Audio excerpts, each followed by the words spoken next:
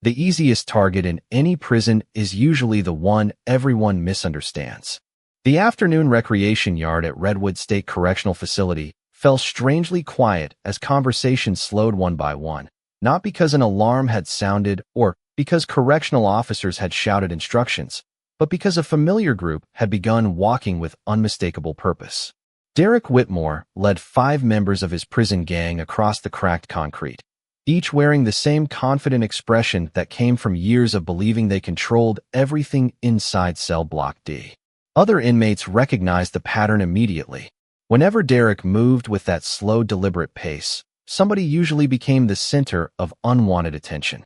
Men stepped aside without being asked, pretending to stay focused on basketball games, walking laps, or reading newspapers, yet nearly every pair of eyes secretly followed the same destination.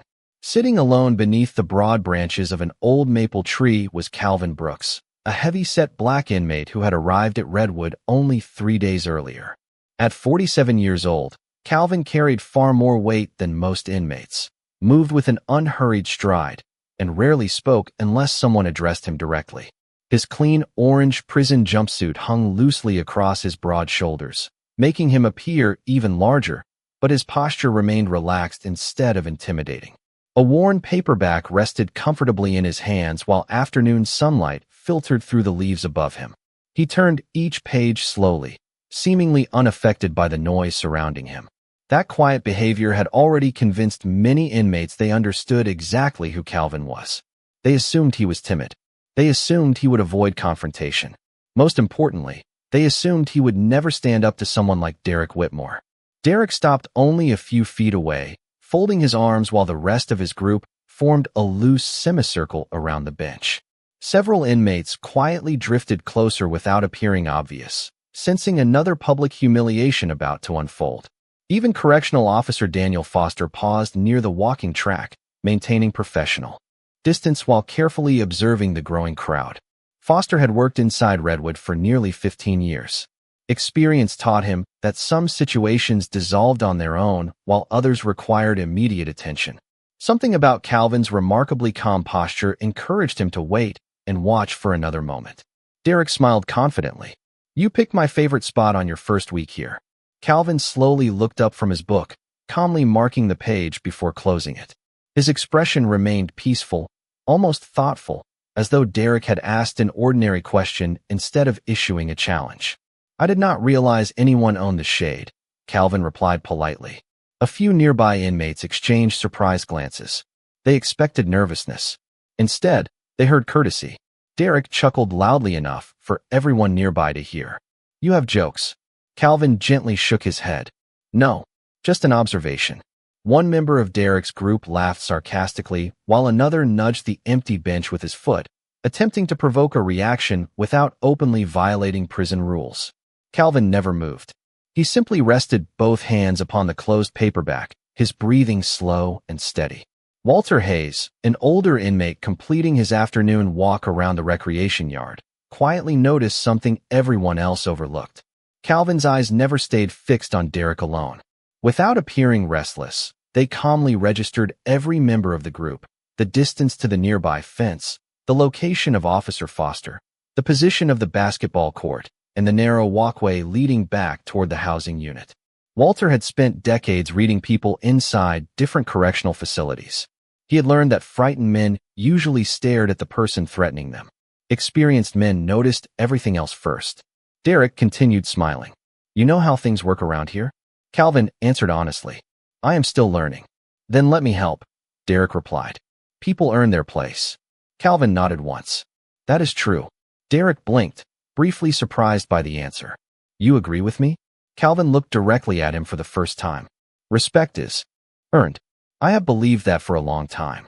The sentence sounded simple, yet something about Calvin's calm voice unsettled the men surrounding him. He did not sound defensive. He did not sound frightened. Most strangely of all, he did not sound as though he felt trapped. Officer Foster quietly shifted his position for a clearer view while keeping his hands relaxed. Walter slowed his walk without drawing attention to himself. Around the recreation yard, conversations faded almost completely. Derek took one slow step closer, expecting Calvin to stand or retreat. Neither happened. Calvin remained seated beneath the maple tree exactly as he had been only moments earlier, his shoulders relaxed, his breathing steady, and his attention completely focused on the conversation rather than the intimidation surrounding him. For reasons none of the spectators could explain, the heavy-set newcomer appeared to possess a level of composure that simply did not belong inside a maximum security prison.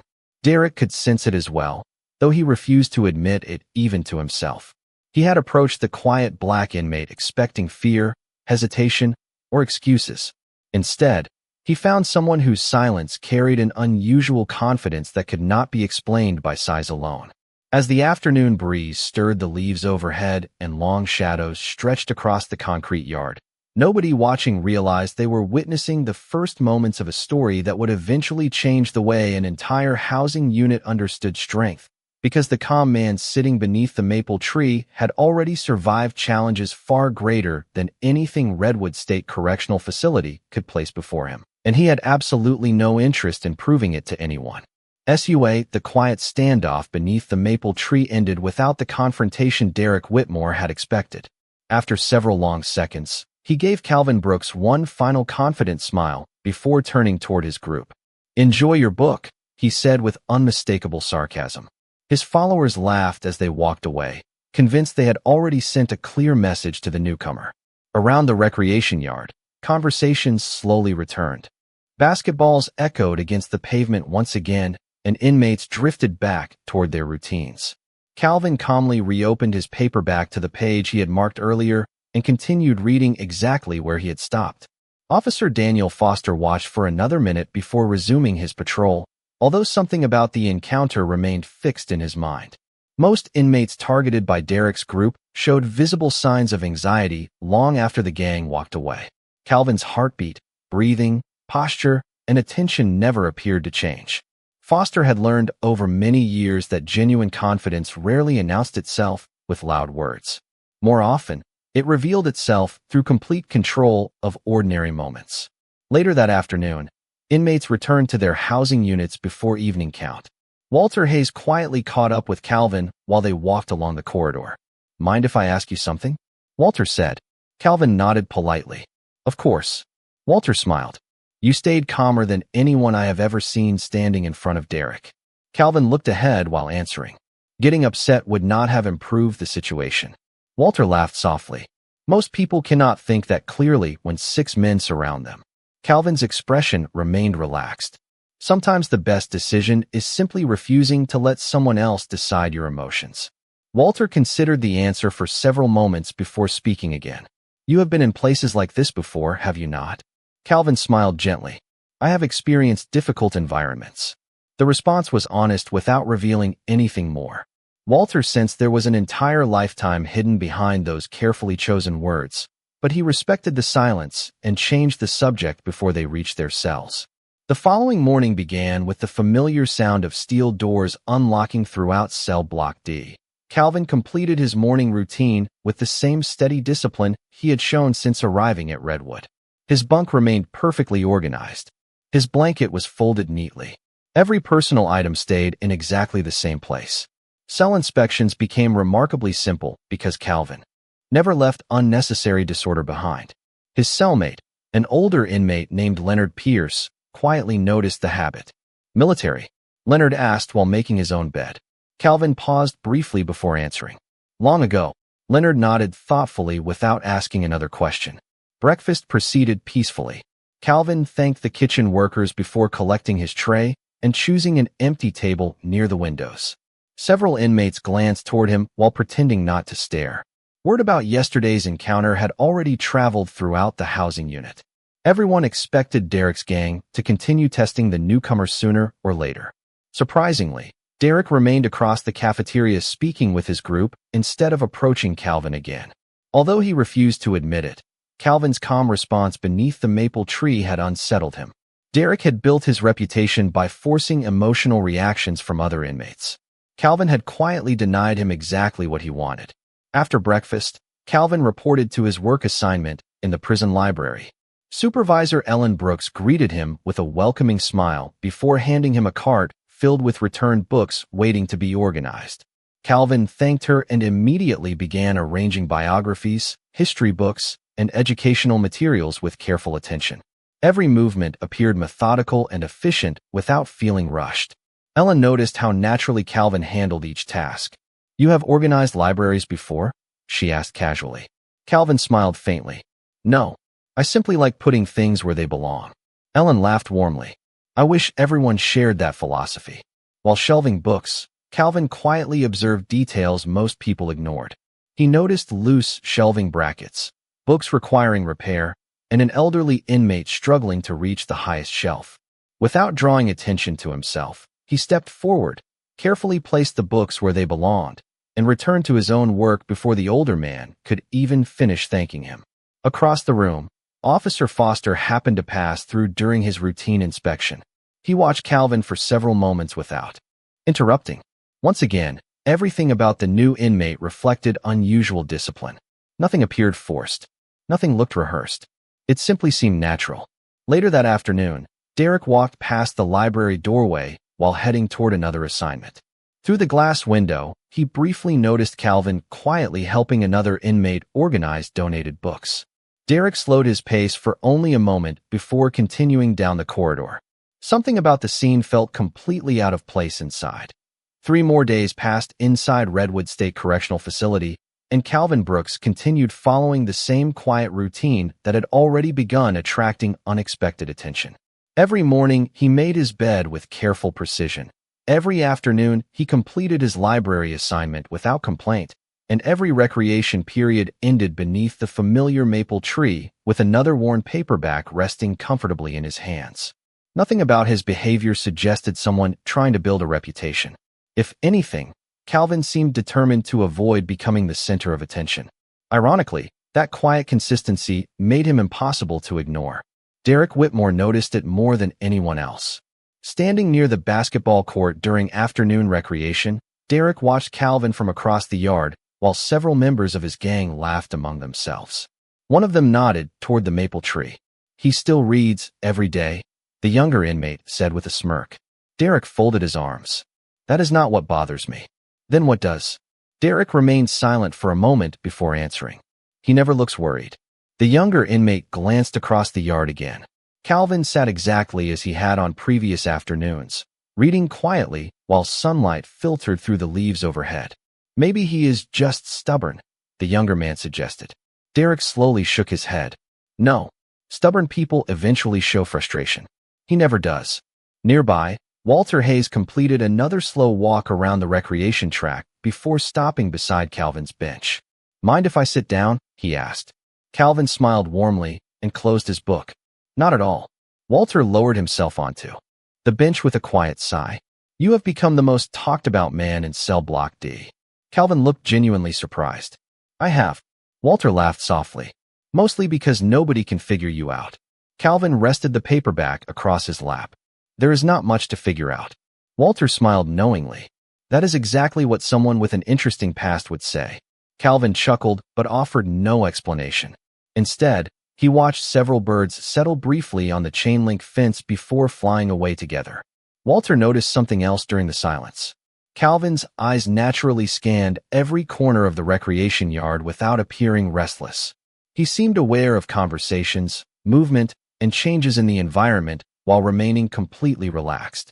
Walter had met former police officers, firefighters, and military veterans during his years in different correctional facilities. Calvin carried himself with that same effortless awareness, although he had never claimed any special background. Across the yard, Officer Daniel Foster observed much of the conversation while continuing his routine patrol. Foster had also begun noticing Calvin's unusual habits. The heavy-set inmate never stood with his back against crowded walkways, always chose seats with a clear view of surrounding areas, and instinctively noticed maintenance problems before staff members reported them. Earlier that morning, Calvin had quietly pointed out a loose handrail near the library entrance before anyone else realized it needed repair. None of those actions violated prison rules, but together they painted a picture Foster could not quite explain. Later that afternoon, the prison loudspeaker announced the end of recreation. Inmates gradually formed orderly lines leading back toward the housing units. As Calvin joined the line, One older inmate accidentally dropped several library books while adjusting the stack in his arms. Before the books touched the concrete, Calvin calmly stepped forward, caught 2 volumes with steady hands, and collected the remaining ones from the ground without rushing. "Thank you," the older man said gratefully. Calvin handed the books back with a friendly smile. "Glad I was close enough to help." Officer Foster watched the entire exchange from less than 20 feet away. Once again, Calvin's reaction seemed unusually smooth. There had been no frantic movement or wasted effort. He simply arrived exactly where he needed to be at exactly the right moment. Foster quietly filed the observation away without mentioning it to anyone. That evening inside cell block D, Derek sat with several members of his group discussing the newcomer once again. "You are giving him too much attention," one inmate remarked. Derek leaned back against the wall. "Maybe. Then why keep watching him?" Derek looked toward the narrow window overlooking the prison yard. "Because nothing about him fits." The room grew quiet. "Big guy, new inmate. Never raises his voice. Never tries to impress anyone. Never gets nervous." Derek paused before continuing. "People like that usually know something everyone else does not." Meanwhile, Calvin sat inside his neatly organized cell reading beneath the soft overhead light. His cellmate Leonard Pierce finished writing a letter before glancing across the room. "You know people are talking about you," Leonard said. Calvin smiled without looking up from the page.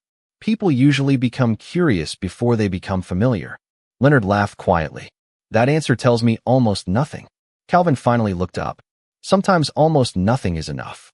Leonard shook his head with an amused smile while returning to his letter.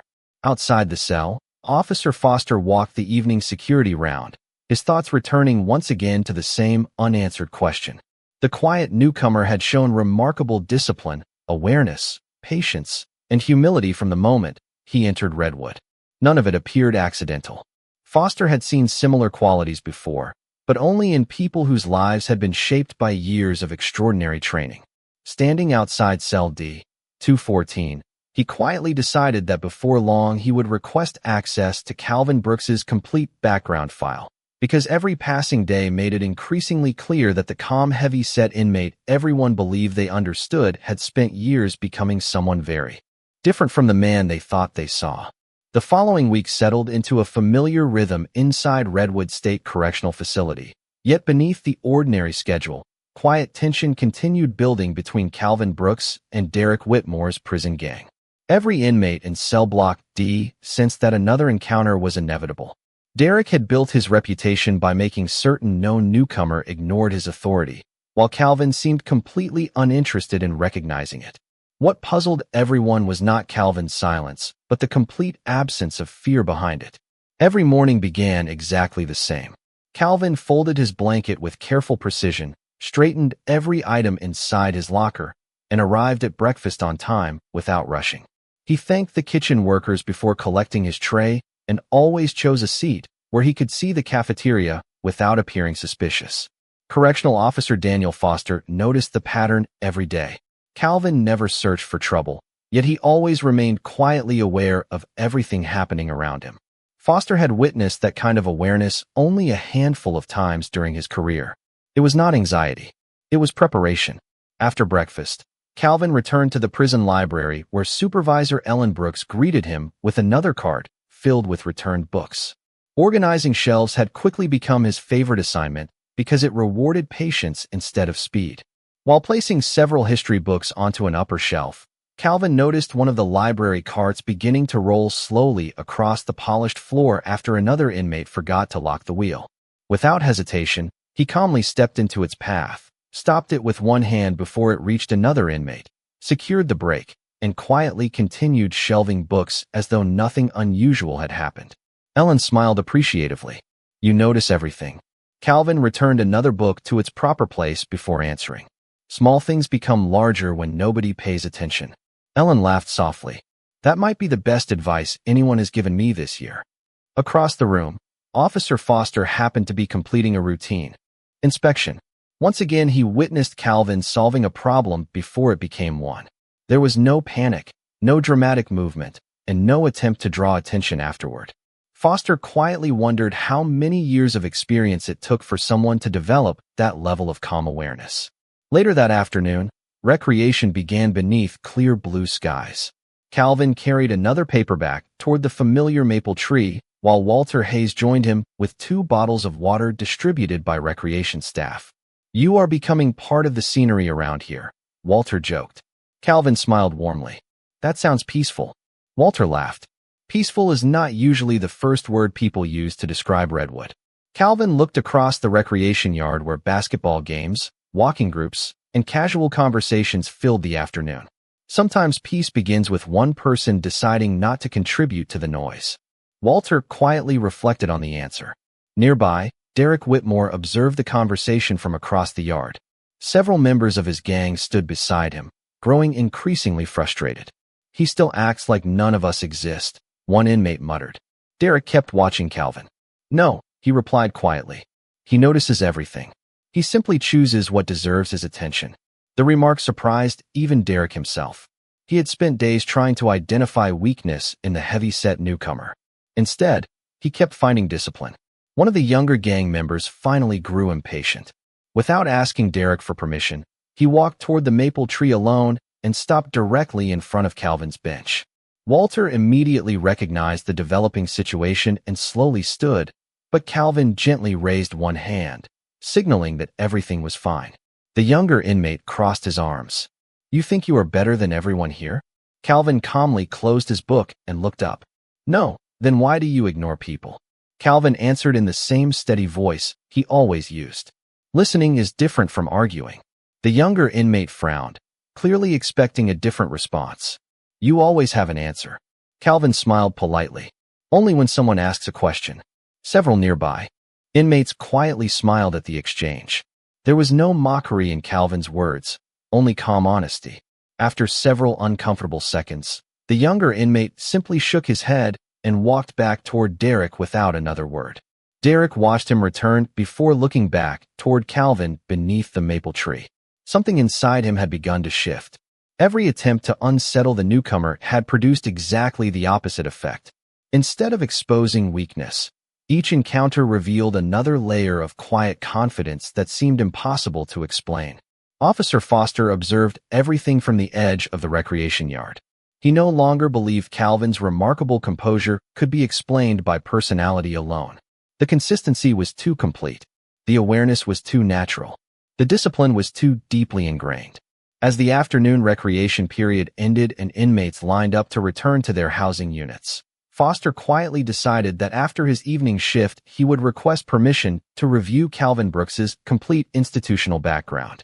Whatever life the heavy-set black inmate had lived before arriving at Redwood, it had shaped him into someone who carried extraordinary self-control without ever needing to mention it. And Foster had a growing suspicion that the answers hidden inside that file would explain far more than anyone inside Cell Block D had ever imagined. The quiet routine inside Redwood State Correctional Facility continued for several more days, but beneath the surface, everyone could sense that something was changing. Derek Whitmore no longer laughed as confidently whenever Calvin Brooks appeared in the recreation yard. Instead, he watched. The heavy-set black inmate had quietly dismantled every assumption people had made about him without raising his voice or demanding attention. That only made the mystery surrounding him grow larger. Officer Daniel Foster finally received authorization to review Calvin's institutional background after completing his evening shift. Sitting alone inside the administrative office, Foster opened the electronic file expecting to find an ordinary criminal history followed by routine transfer documents. Instead, several sections contained restricted military service references that required additional clearance. Although many details remained unavailable, one summary immediately caught his attention. Before his conviction years earlier, Calvin Brooks had served with distinction as a United States Marine Raider. Foster slowly leaned back in his chair, reading the line twice to make certain he had not misunderstood it.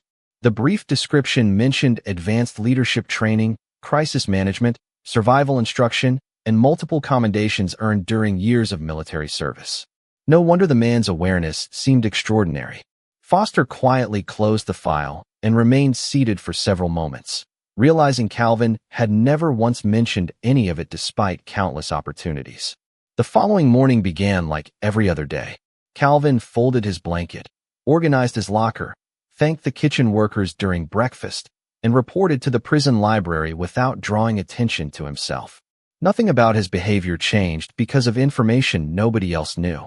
Supervisor Ellen Brooks greeted him with another stack of donated books waiting to be cataloged. While organizing military history volumes, Calvin paused briefly after noticing a biography describing the experiences of service members returning home. He gently placed the book onto the shelf before continuing his work without another thought. Ellen noticed the brief hesitation. "Interesting book?" she asked. Calvin smiled politely. "Every life teaches something worth remembering." Ellen nodded thoughtfully. "That sounds like something my grandfather used to say." Later that afternoon, recreation began beneath a clear autumn sky. Walter Hayes joined Calvin beneath the familiar maple tree, carrying 2 bottles of water. "You know," Walter said, "most people spend years trying to convince everyone they are important." Calvin accepted the bottle with a grateful smile. "Usually the important people spend less time talking about themselves." Walter laughed quietly. "You always answer with something worth thinking about." Across the yard, Derek stood with several members of his group, but the atmosphere had changed. Instead of planning another public challenge, they simply observed Calvin from a distance. One younger inmate finally asked, "Why are we leaving him alone?" Derek remained silent before answering honestly, "Because I do not think we have ever actually understood him." The younger inmate looked confused. "He is just a big guy who likes reading books." Derek slowly shook his head. "No, there is something else." At that moment, a recreation employee wheeled a cart loaded with folding chairs across the concrete walkway. One loose wheel caught the edge of an uneven section of pavement, causing several chairs to begin sliding toward another inmate walking nearby. Before anyone else reacted, Calvin calmly stepped forward, steadied the stack with both hands, helped the employee regain control of the cart, and quietly returned the remaining chairs to their proper position. There was no rush, no panic, and no unnecessary movement. Every action appeared smooth, balanced, and efficient. "Thank you," the employee said with obvious relief. Calvin smiled warmly. "Glad everything stayed under control." Officer Foster witnessed the entire moment from only a short distance away. Now that he knew Calvin's military background, every movement suddenly made perfect sense. The awareness, the calm decision-making, the efficient use of motion, and the complete absence of panic were not natural talents. They were habits developed through years of disciplined service. Foster quietly smiled to himself. Across the recreation yard, Derek had also watched the entire scene. Unlike everyone else, he focused on one detail that refused to leave his mind. Calvin had moved immediately, yet he had never looked hurried. It reminded Derek of watching experienced professionals solve complicated problems without wasting a single motion. "Who are you?" Derek quietly whispered to himself as Calvin returned to the maple tree and reopened his paperback exactly where he had left off. That evening, after final count, Foster passed Calvin while completing his security round. He stopped outside the cell for only a moment. "Good evening, Brooks." Calvin looked up from his book with the same respectful expression he showed everyone. "Good evening, Officer Foster." Foster smiled faintly before continuing down the corridor. He never mentioned the military file. He never mentioned the Marine Raiders. Some stories belonged to the people who had lived them. Yet one thing had become perfectly clear. The quiet, heavy-set inmate so many people had mistaken for an easy target had spent years carrying responsibilities far heavier than anything anyone inside Redwood could imagine, and despite everything he had accomplished before prison, he still believed the greatest measure of a man was not his past, but the choices he continued making every ordinary day. The discovery inside Officer Daniel Foster's office remained known only to him. He never mentioned Calvin Brooks's military background to another correctional officer, another staff member, or a single inmate. Experience had taught him that some information carried greater value when protected rather than shared. As far as everyone else inside Redwood State Correctional Facility was concerned, Calvin remained exactly what he had appeared to be since arriving several weeks earlier, a quiet, heavy-set black inmate who preferred reading books, helping others, and avoiding unnecessary conflict. Yet Foster could no longer watch Calvin without recognizing years of extraordinary discipline hidden beneath every ordinary action. The following morning unfolded with its familiar rhythm. Steel doors opened. Inmates formed orderly breakfast lines, and the cafeteria filled with the usual conversations echoing beneath fluorescent lights. Calvin thanked the kitchen workers before accepting his tray and selecting a quiet table near the windows. Walter Hayes soon joined him, carrying his own breakfast. "You always choose the same seat," Walter observed with an amused smile. Calvin nodded. "Routine makes complicated places feel simpler." Walter stirred his coffee thoughtfully. "Did the military teach you that?" Calvin paused for only a brief moment before answering honestly. "Life taught me that. The military reinforced it." Walter smiled without asking another question. He sensed Calvin would always answer truthfully, but only as far as the question deserved. Across the cafeteria, Derek Whitmore watched the conversation while absent-mindedly moving food around his tray. One member of his group leaned closer. "You have barely looked at him all week." Derek quietly shook his head. "That is because I have finally started seeing him." The younger inmate frowned in confusion. "What does that even mean?" Derek glanced across the room toward Calvin. "It means I spent too much time judging someone before understanding him." The answer surprised even Derek himself. After breakfast, Calvin returned to the prison library where Ellen Brooks greeted him with another collection of donated books requiring cataloging. As always, he approached the assignment with calm focus. Midway through the morning, a maintenance employee arrived carrying several replacement shelves for the reading area. One long wooden panel slipped unexpectedly while being unloaded from a utility cart. Before anyone else could react, Calvin calmly stepped forward, supported the panel with both hands, steadied its weight, and helped guide it safely onto the floor. The maintenance worker smiled gratefully. Perfect timing. Calvin returned the smile. Sometimes being nearby is enough. Ellen quietly observed the exchange. "You always seem to know exactly where you are needed." Calvin shrugged gently. "I try to pay attention." Later that afternoon, Recreation Coordinator Melissa Grant approached Calvin beneath the familiar maple tree. "I wanted to ask you something," she said. Calvin closed his paperback and listened. "Several inmates have asked whether we could organize a simple wellness session focusing on posture, stretching, and breathing. Nothing competitive, just something positive during recreation. Would you consider helping demonstrate a few basic movements?" Calvin remained silent for several seconds before replying. "Only if everyone participates together. I do not want anyone feeling like they are being lectured." Melissa smiled warmly. "That is exactly why I thought of asking you." Word about the upcoming session quietly spread throughout the recreation yard. Many inmates expressed curiosity. Some wanted to see whether Calvin would finally reveal the source of his remarkable composure. Others simply appreciated the opportunity to participate in something different from the usual daily routine. Derek overheard the conversations while standing near the basketball court. One member of his group laughed. "You are not actually thinking about joining, are you?" Derek surprised everyone by answering calmly. "Maybe." The younger inmate stared at him in disbelief. "Why?" Derek looked toward Calvin, who had already reopened his paperback beneath the maple tree. "Because the strongest person I have met in this place has never once tried to prove he was strong." The words lingered in the afternoon air.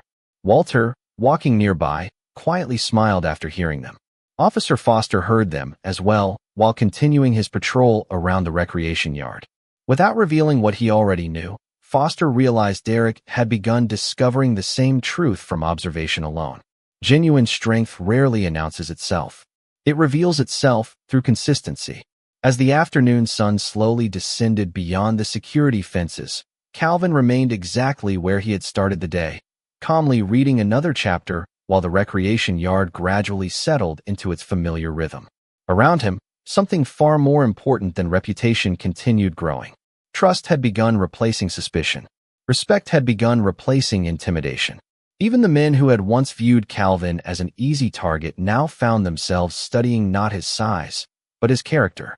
None of them realized they were preparing to learn an even greater lesson during the wellness session scheduled for the following week, where the quiet habits that had guided one former Marine raider throughout his entire life would begin changing the culture of Cell Block D without a single act of aggression. Because the greatest demonstration of strength is often the ability to inspire others to become better versions of themselves. The following Tuesday afternoon brought an unusual sense of anticipation across Redwood State Correctional Facility. Recreation Coordinator Melissa Grant arrived in the yard carrying several exercise mats while two Correctional officers arranged folding chairs beneath the familiar maple tree. Word about the voluntary wellness session had spread through every housing unit, attracting far more curiosity than anyone expected. Some inmates came hoping to learn simple stretching exercises. Others came because they wanted to understand the quiet man who had somehow changed the atmosphere inside cell block D without ever demanding attention.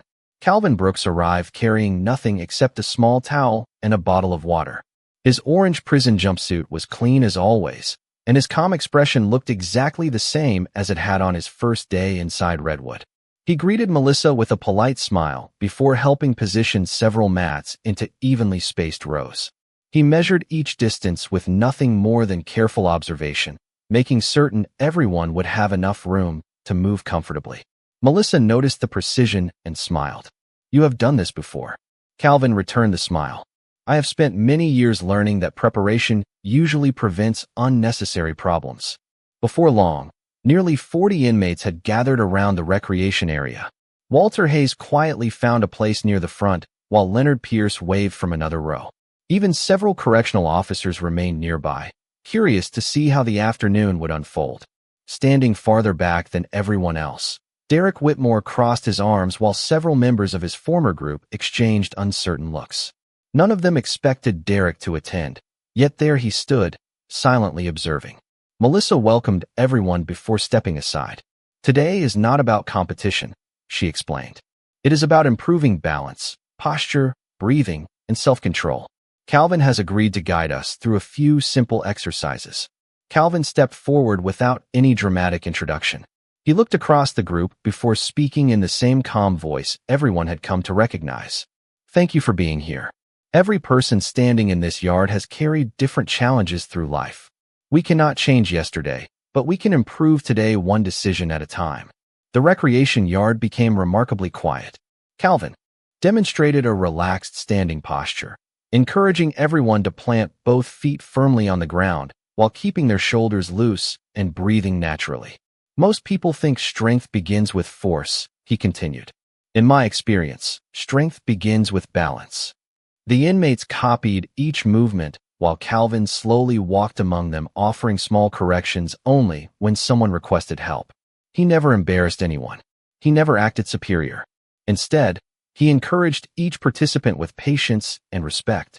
Walter smiled after finally improving his posture. "That actually feels better," he admitted.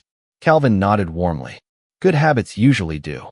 Even Derek found himself following the breathing exercise despite initially intending only to watch. Calvin noticed him participating but deliberately said nothing. Every person in the yard received the same quiet respect regardless of past disagreements. After several stretching movements, Melissa invited everyone to pair up for simple balance drills requiring cooperation rather than competition. A brief silence followed as inmates searched for partners. Without hesitation, Walter stepped beside Leonard. Several others quickly formed pairs. Derek remained standing alone until Calvin calmly walked over and stopped beside him. "Would you like a partner?" Calvin asked politely. Derek looked surprised for only a moment before quietly answering, "Yes." They faced one another at arm's length while Calvin explained the exercise. The goal is not to overpower another person. The goal is to remain steady while helping your partner remain steady as well. Derek slowly nodded. Throughout the drill, Calvin demonstrated controlled movement, relaxed breathing, and careful communication. Every adjustment came with clear explanations instead of commands. Derek quickly realized that Calvin never tried to prove he possessed greater skill. Instead, he focused entirely on making sure his partner succeeded. When the exercise ended, Derek lowered his hands and looked directly at Calvin. "You could have embarrassed me." Calvin gently shook his head. "That would not have helped either of us." The simple answer carried more weight than any speech. Around the recreation yard, inmates quietly applauded as Melissa thanked everyone for participating. Officer Daniel Foster watched from nearby with quiet satisfaction. He recognized many of the principles Calvin demonstrated because they reflected the same disciplined leadership described throughout the military record Foster had read days earlier. Yet Calvin never mentioned the Marine Raiders. He never referred to past achievements. He simply shared practical lessons that anyone could use. As participants gathered their water bottles and exercise mats, Derek approached Calvin once more. This time there was no audience expecting conflict and no gang standing behind him. I judged you before I knew you, Derek admitted honestly. Calvin smiled with genuine kindness. We all have opportunities to make better decisions tomorrow than we made yesterday. Derek extended his hand. Calvin accepted it without hesitation. Around them, conversations resumed as the afternoon sun filtered through the branches of the old maple tree. Nobody announced that something important had changed inside Redwood that day, yet everyone could feel it. Respect had replaced suspicion, cooperation had replaced intimidation, and one quiet afternoon had accomplished what weeks of confrontation never could. Without revealing a single story from his extraordinary past, Calvin Brooks had once again proven that true leadership is measured not by the battles a person wins, but by the lives that become stronger simply because that person chose to lead with patience, humility, and unwavering character. The days following the wellness session brought a noticeable change throughout Cell Block D. No official announcement acknowledged it, and no written policy required it. Yet the atmosphere inside Redwood State Correctional Facility felt different. Conversations carried less tension, recreation periods unfolded more peacefully, and inmates who once avoided one another now exchanged quiet greetings while walking the recreation track. The change did not happen because anyone demanded respect. It happened because respect had been earned naturally. Calvin Brooks continued living exactly as he always had. Every morning, he organized his bunk with careful precision, thanked the kitchen workers during breakfast, completed his library assignment with steady focus, and spent afternoons beneath the maple tree reading another paperback. Nothing about his routine became more dramatic after the wellness session. If anything, Calvin seemed even more determined to remain an ordinary inmate. That quiet consistency became the greatest lesson of all. Walter Hayes joined him beneath the tree one afternoon, carrying 2 cups of coffee provided during recreation. Handing one to Calvin, he smiled. You know, most people change after everyone starts respecting them. Calvin accepted the cup with gratitude.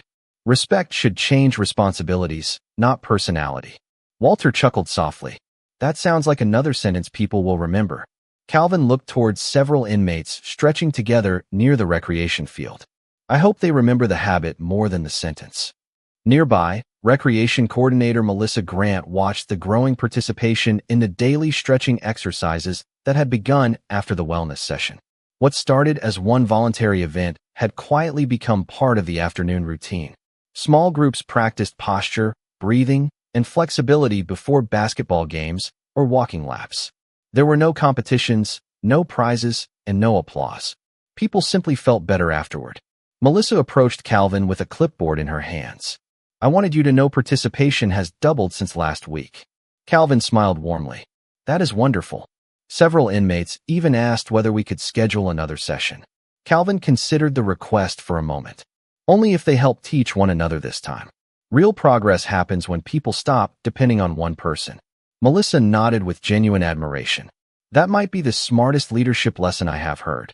Across the recreation yard, Derek Whitmore stood beside 2 inmates who had once followed his every decision. One of them quietly asked, "Do you ever think about how differently things could have gone?" Derek looked toward Calvin before answering. Every day. He never embarrassed us. Derek slowly shook his head. That is exactly why I respect him now. The younger inmate remained silent, reflecting on the answer.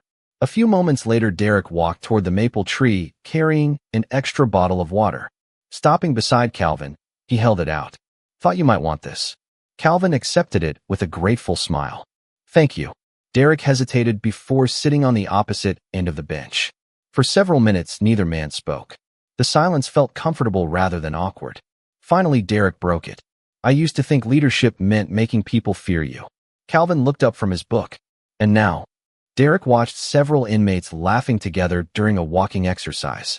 Now I think leadership means helping people become better than they were yesterday. Calvin smiled. That lesson took me many years to understand. Officer Daniel Foster observed the conversation while completing another routine patrol. Weeks earlier, he would have expected tension whenever Derek approached Calvin.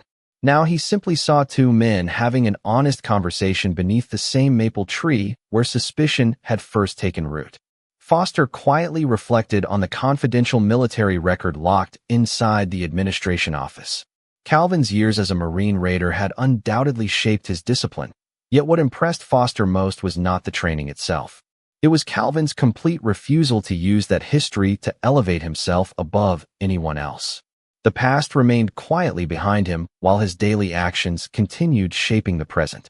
Later that afternoon, Ellen Brooks visited the recreation yard carrying a small box of donated paperbacks for the prison library.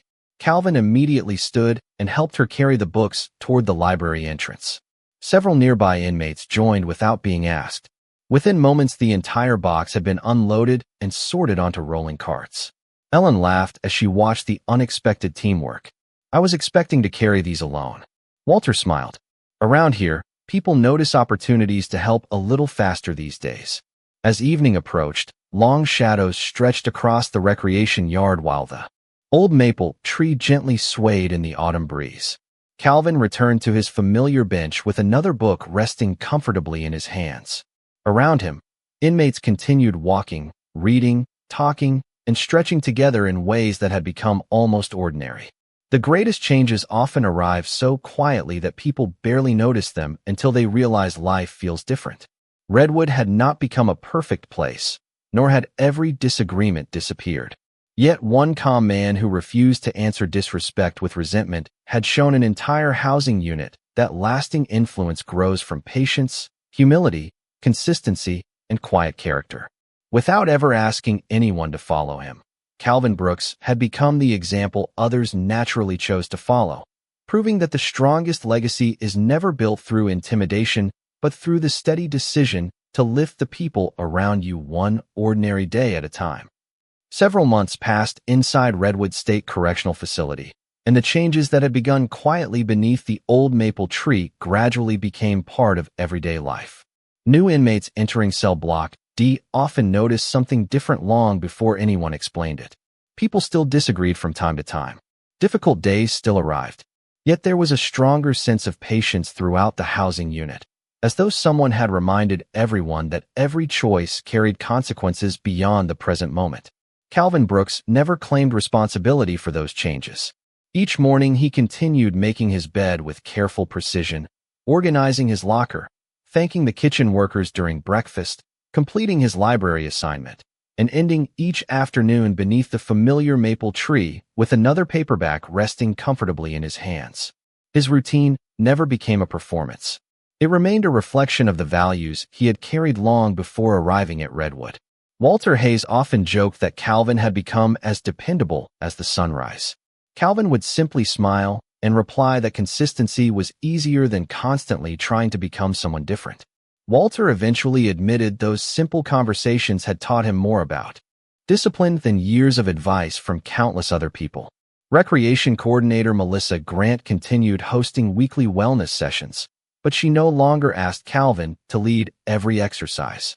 Instead, different inmates volunteered to guide stretching, breathing, posture, and walking routines, while Calvin quietly participated beside everyone else.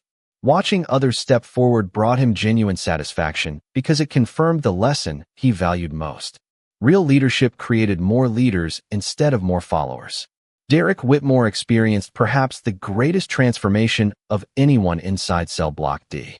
The man who had once believed intimidation created respect now spent his afternoons helping organize recreation equipment before games began, welcoming nervous newcomers, and reminding younger inmates that every reputation was earned one decision at a time. One afternoon, he approached Calvin beneath the maple tree, carrying 2 bottles of water, just as Walter had done months earlier. Sitting beside him, Derek smiled. "You know something?" Calvin looked up from his book. "What is that?" Derek glanced across the recreation yard where inmates stretched together before beginning their walking laps. "I spent years trying to control people. You change more lives by treating everyone with dignity than I ever changed by demanding anything." Calvin closed his paperback and rested it on his lap. People rarely become their best because someone frightens them. They become their best when someone believes they can. Derek slowly nodded. "I wish I had learned that sooner." Calvin smiled warmly. "The best day to begin improving is always today." Nearby, Officer Daniel Foster quietly overheard the conversation while completing another routine patrol. He had never shared Calvin's military history with anyone, and he never intended to. The title of Marine Raider explained Calvin's discipline, but it did not fully explain his character. That came from personal choices made every single day. Foster understood something important after months of observation. Extraordinary training could prepare a person for difficult situations, but only humility allowed that person to influence others with lasting kindness. Supervisor Ellen Brooks noticed similar changes inside the prison library. More inmates volunteered to organize donated books, repair worn paperbacks, and recommend educational materials to one another. Reading tables once left empty now filled with quiet conversations about history, biographies, personal growth, and future goals. Ellen often smiled whenever she saw Calvin shelving books beside inmates who had once avoided the library completely. No speeches had convinced them to visit. One consistent example had. As autumn slowly gave way to winter, the old maple tree finally released its last leaves across the recreation yard. Calvin stood beneath its bare branches one afternoon after another wellness session ended, watching inmates laugh together while returning exercise mats to storage. Walter joined him with a familiar smile. "Looks different without the leaves." Calvin nodded thoughtfully. "The tree still has strong roots." Walter looked across the yard before answering. "Just like people." Calvin smiled. "Exactly." The loudspeaker soon announced the end of recreation. Inmates formed orderly lines toward the housing units while correctional officers calmly supervised the movement. Derek walked beside Walter. Leonard carried several library books under one arm. Melissa gathered the remaining equipment, and Officer Foster quietly observed the peaceful routine that had become almost ordinary. Calvin took one final look toward the maple tree before joining the line with everyone else. He did not leave Redwood as a famous man, nor did he seek recognition for the quiet influence he had shared. The greatest victories are often invisible to the world because they happen inside ordinary conversations, patient decisions, and daily acts of kindness that gradually reshape the people around them. Long before anyone discovered the remarkable service Calvin Brooks had given as a Marine Raider, his greatest achievement had already begun unfolding inside the prison walls. He reminded an entire community that strength without humility creates fear, but strength guided by character creates hope, and hope has the remarkable ability to grow wherever even one person chooses courage, discipline, compassion, and quiet integrity over pride. As the heavy steel doors closed for evening count, Redwood State Correctional Facility felt exactly the same from the outside. Yet everyone living inside knew that one calm man had permanently changed the meaning of respect simply by choosing every day to become the example he hoped others would one day follow.